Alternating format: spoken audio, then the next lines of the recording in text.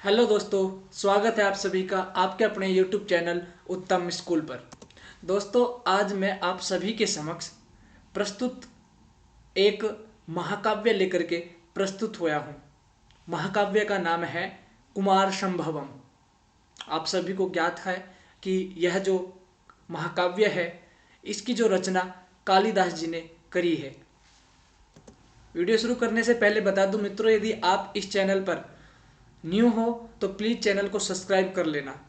यदि आप किसी भी प्रतियोगी परीक्षाओं की तैयारी कर रहे हो, अध्यापक संबंधित यूजीसी नेट हो, जेआरएफ हो, सीटेट हो, टीजीटी हो, पीजीटी हो, सभी विभिन्न प्रतियोगी परीक्षाओं के अंतर्गत जो है कृतियों के अंतर्गत से एक या दो क्वेश्चन, एक या दो नंबर का जो है क्वेश्चन किया जाता है। ठीक है, तो चलो दोस्तों, आज का जो हमारा अध्याय है, आज का जो हमारा बिंदु है कुमार संभवम, इसके अंतर्गत जो भी मुख्य मुख्य इंपॉर्टेंट बातें हैं वो सभी मैं एक नोट्स के माध्यम से आप सभी को समझाने का प्रयास करूंगा। अब देखिए, कुमार संभव जो है एक महाकाव्य है। तो कुमार संभव को पढ़ने से पहले, उसके बिंदु पढ़ने से पहले, कुमार संभव का सामान्य परिचय पढ़ने से पहले हमको महाकाव्य का एक छोटा सा सामान्य सा परिचय पढ़ना अति आवश्यक है कि महाकाव्य कहते किसे है, उसका लक्षण क्या है। तो ठीक है दोस्तों, आओ वीडियो को ज़्यादा लंबा ना करते हुए अपने वीडियो को अब शुरू करते हैं। चलिए, चलो मित्रों, एक छोटी सी प्रार्थना है, यदि आपने यह चैनल सब्सक्राइब नहीं किया हो तो प्लीज़ चैनल को सब्सक्राइब जरूर कर लेना। चलो बंधुओं, अब हम देखते हैं कुमार संभव। ठीक है, यह है कि एक महाकाव्य है और यह कालिदास जी ने लिखा है। इसका परिचय हम देखेंगे बाद में। सर्वप्रथम हम देख लेते हैं महाकाव्य। अब ये महाकाव्य क्या है, तो यहाँ देखिए, महाकाव्य जो केवल सुना जाए तथा जिसका अभिनय ना हो सके उसे श्रव्य काव्य कहते हैं। अभिनय, यहाँ पर एक यह न्यूतन शब्द आया है। अभिनय कितने प्रकार का होता है, तो अभिनय जो है 4 प्रकार का होता है। यह क्वेश्चन के अंतर्गत काफी बार आया है कि अभिनय कतिविधा, तो ध्यान रखना है, अभिनय चतुर्विधा, आंगिक, वाचिक, आहार्य और सात्विक। कौन कौन से? आंगिक, वाचिक, आहार्य और सात्विक, ये 4 प्रकार का जो है अभिनय है। अब ये कह रहे हैं कि जो केवल सुना जाए तथा जिसका अभिनय ना हो सके उसे जो क्या है, क्या कहते हैं, उसे कहते हैं श्रव्य काव्य कहते हैं। अब श्रव्य काव्य क्या है? श्रव्यम श्रोतम मव्य मात्रम तत्पद्य गद्यमयम द्विता। ठीक है ना, जो केवल सुना जाए तथा जिसका अभिनय ना हो सके उसे कहते हैं श्रव्य काव्य। और वह श्रव्य काव्य जो है कितने प्रकार का है? श्रव्य काव्य है 2 प्रकार का। कौन कौन सा देखते हैं। श्रव्य काव्य के अंतर्गत एक तो गद्य काव्य और एक पद्य काव्य, ये आते हैं। ठीक है दोस्तों, आगे देखते हैं। पद्य काव्य के 3 उपभेद माने गए हैं। ठीक है ना, जो पद्य काव्य है उसके कितने भेद माने गए हैं? 3 उपभेद माने गए हैं। एक है महाकाव्य, दूसरा है खंड काव्य और तीसरा जो है मुक्तक काव्य। ठीक है, यहां से क्वेश्चन पूछे जाते हैं कि पद्य काव्य के कितने भेद है, तो ध्यान रखना है पद्य काव्य के 3 भेद है। पहला महाकाव्य, दूसरा खंड काव्य और तीसरा जो है मुक्तक काव्य। अगला देखियो, गद्य काव्य के 2 भेद है। कौन कौन से? अब गद्य काव्य के हैं 2, एक कथा और एक आख्यायिका। ठीक है, समझ आया कि भाई महाकाव्य किसे कहते हैं? जो केवल सुना जाए, जिसका अभिनय ना किया जाए, वह महाकाव्य कहलाता है। और महाकाव्य के अंतर्गत श्रव्यम श्रोतम मव्यात्रम तत्पद्य और गद्यमयम द्विधा, वह 2 प्रकार का होता है, एक गद्य और दूसरा पद्य। अब जो पद्य काव्य है उसके कितने उपभेद है? उसके हैं 3 उपभेद, महाकाव्य, खंड काव्य और मुक्तक काव्य। और जो गद्य काव्य है उसके कितने भेद है? उसके हैं 2 भेद, कथा व आख्यायिका। ध्यान रखना है, क्वेश्चन बहुत बार यहीं से आते हैं। अब हम देखते हैं महाकाव्य का लक्षण क्या था। देखिए, महाकाव्य का प्रारंभ आशीर्वादात्मक, नमस्कारात्मक तथा वस्तु निर्देशात्मक होना चाहिए।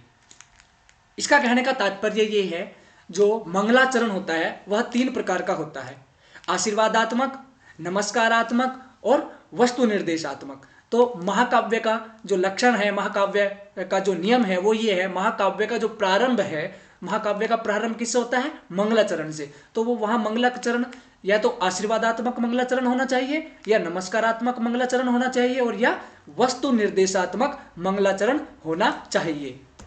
अगला बिंदु देखते हैं, इसका कथानक पौराणिक या ऐतिहासिक होना चाहिए। किसका? महाकाव्य का जो कथानक है वह या तो पौराणिक होना चाहिए और या ऐतिहासिक होना चाहिए। ठीक है, अगला बिंदु देखते हैं, सर्गों में विभक्त होता है।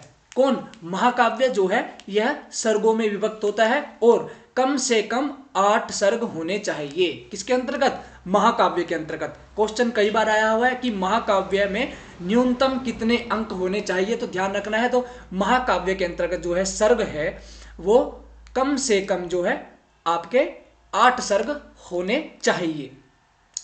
यह बिंदु देखो, महाकाव्य के अंतर्गत जो है नायक किस प्रकार का होना चाहिए? तो नायक जो धीरोदात्त होना चाहिए। यह क्वेश्चन भी कई बार आया है।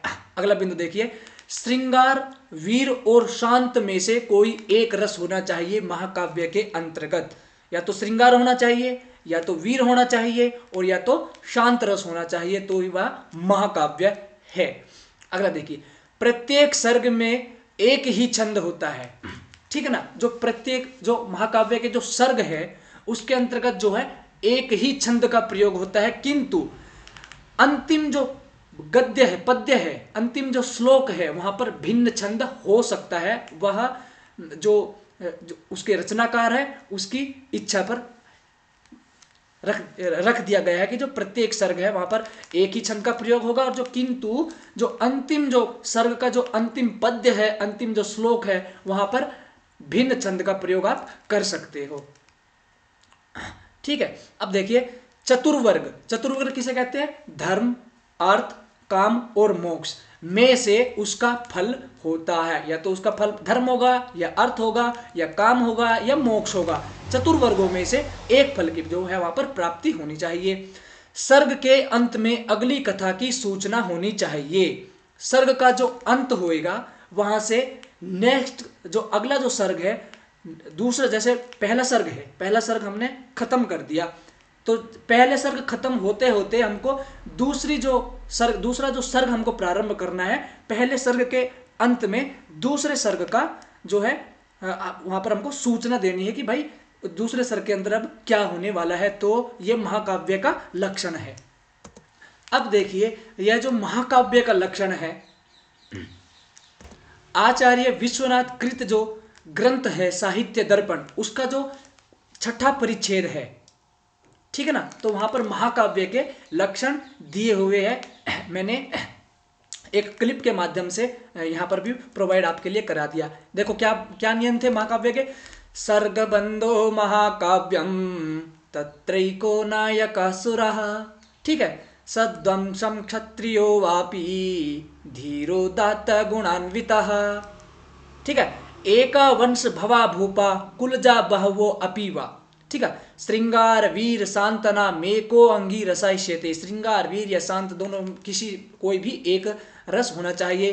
अंगानि सर्वे अपि रसा सर्वे नाटक संगः, ठीक है, इतिहासोद्वयम् वृत्ता मन्यद्वा सज्जनाश्रया चत्वारस्तस्य वर्गः स्युस्ते स्वेकम च फलम भवेत्। चारों जो वर्ग है, चतुर्वर्ग जो वर्ग है उनके अंदर जो है एक उनका फल होना चाहिए।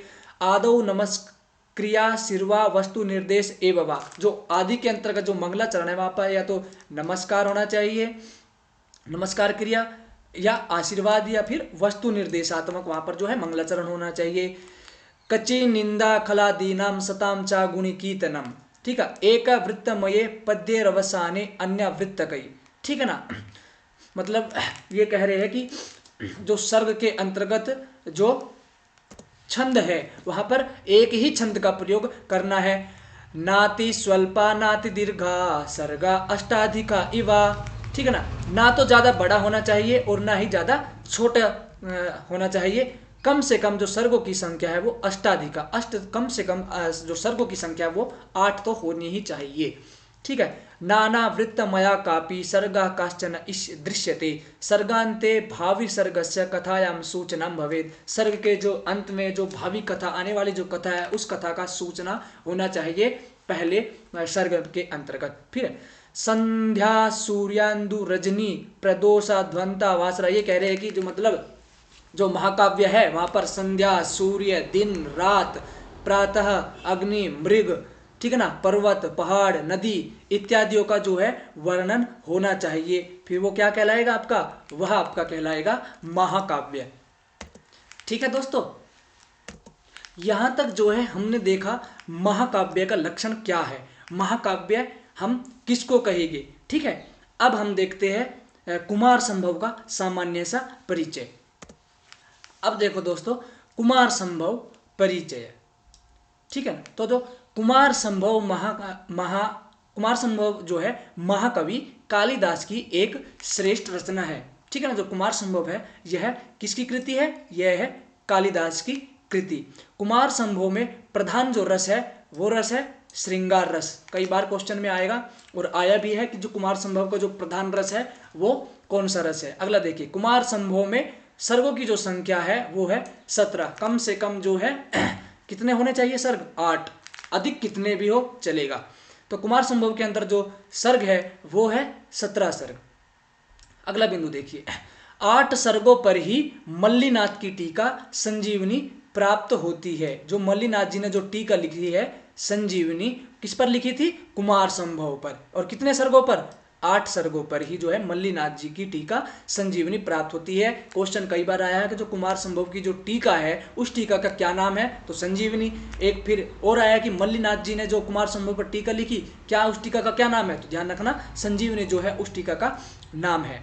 अगला बिंदु देखिए, कुछ विद्वान केवल 8 सर्गों को ही महाकवि कालिदास की रचना मानते हैं। अब क्यों मानते हैं कुछ विद्वान 8 सर्गों को ही, क्योंकि मल्लीनाथ जी ने जो है अपनी जो टीका वो 8 सर्गों पर ही लिखी है। तो कुछ विद्वानों का यह मत है कि कालिदास जी ने जो कुमार संभव के अंतर्गत जो है 8 ही सर्गों का वर्णन किया है। ठीक है ना, तो ये क्वेश्चन के अंतर्गत तो नहीं आता, परंतु मैंने आपके ज्ञान के हिसाब से, आपकी जानकारी के हिसाब से यह बिंदु रखा। ठीक है ना, तो एग्जाम में तो 100% यही आएगा। तो कुमार संभव के अंदर कितने सर्ग है, तो ध्यान रखना कुमार संभव के अंदर जो है 17 सर्ग है।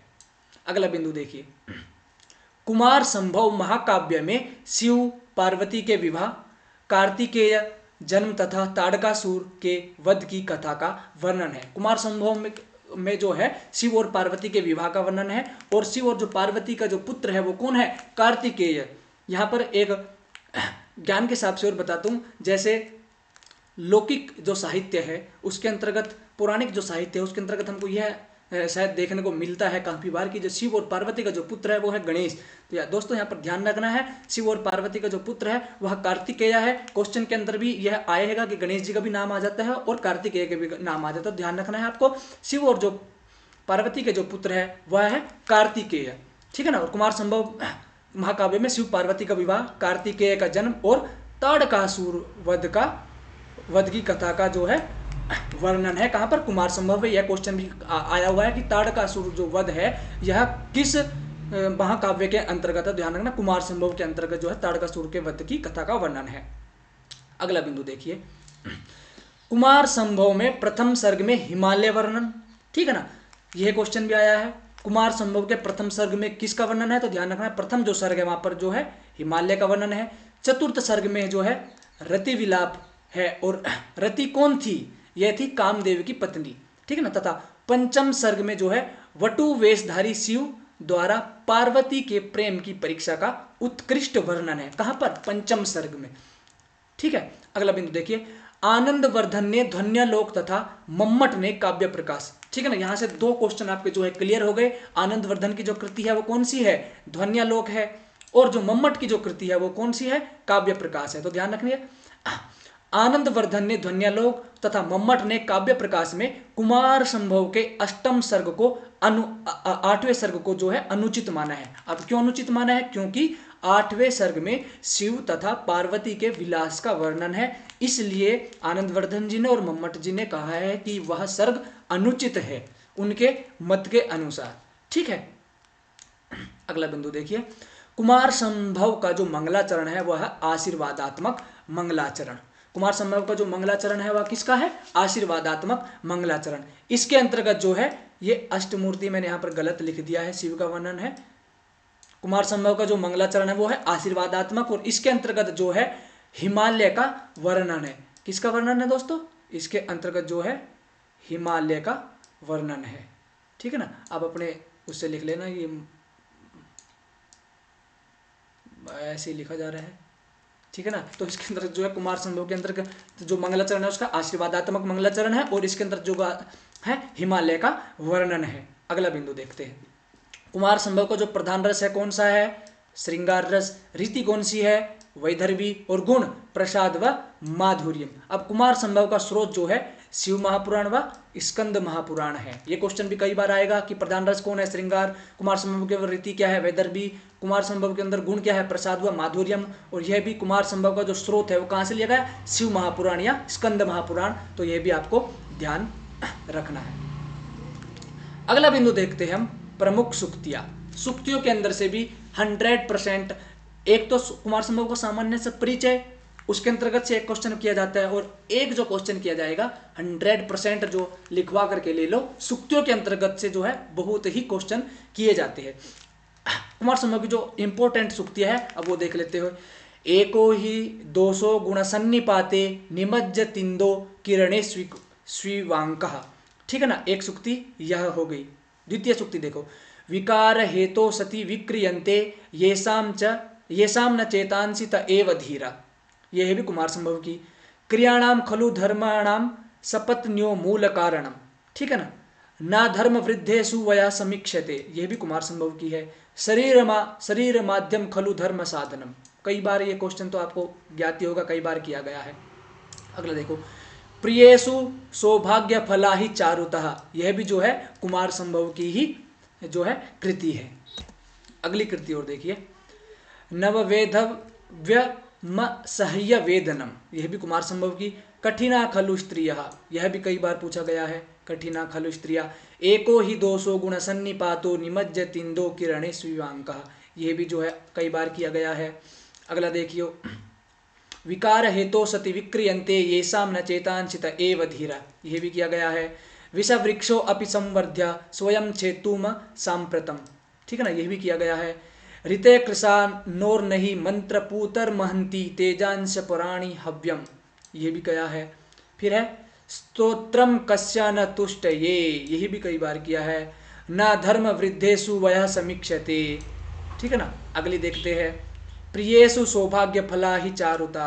ठीक है ना, ये भी किया है।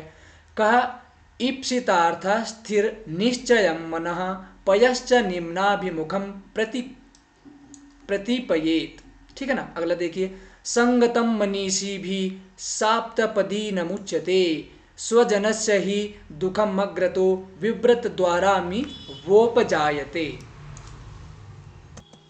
तो मित्रों, आशा करता हूं आपके लिए यह जो वीडियो रही यह आपके लिए बहुत ही उपयोगी रही होगी, बहुत ही महत्वपूर्ण रही होगी। एक एक बिंदु जो है मैंने आप सभी के समक्ष रखा है। ठीक है ना, कुमार संभव जो है एक महाकाव्य है। महाकाव्य का जो है लक्षण है किसके मत में? वो है जो है साहित्य दर्पण के अंतर्गत जो है छठा परिच्छेद। साहित्य दर्पण किसने लिखी है? आचार्य विश्वनाथ जी ने। उनके अंतर्गत जो है महाकाव्य किस प्रकार का होना चाहिए, कितने सर्ग होने चाहिए, कैसा नायक होना चाहिए, कैसा वहाँ पर जो है मंगलाचरण होना चाहिए, किस किस चीज़ का वहाँ पर वर्णन होना चाहिए। तो ये सभी जो है एक कॉन्सेप्ट के माध्यम से, एक नोट्स के माध्यम से मैंने आप सभी के सामने रखा। द्वितीय जो है कुमार संभव का जो है सामान्य सा परिचय रखा। कुमार संभव के अंतर्गत जो है कालिदास जी ने, कालिदास की यह कृति है। 17 जो है इसके अंतर्गत जो है सर्ग है। तो दोस्तों, यदि आपको यह वीडियो पसंद आई हो तो वीडियो को लाइक ज़रूर करना, और चैनल पर यदि आप नए हो तो प्लीज़ चैनल को भी सब्सक्राइब जरूर कर लेना। और यह वीडियो यदि आपके लिए उपयोगी रही हो तो आपके दोस्तों के अंतर्गत ज़रूर शेयर करना जो भी विभिन्न प्रतियोगी परीक्षाओं की तैयारी कर रहे हैं। ठीक है दोस्तों, नमो नमः, पुनः मिलामा।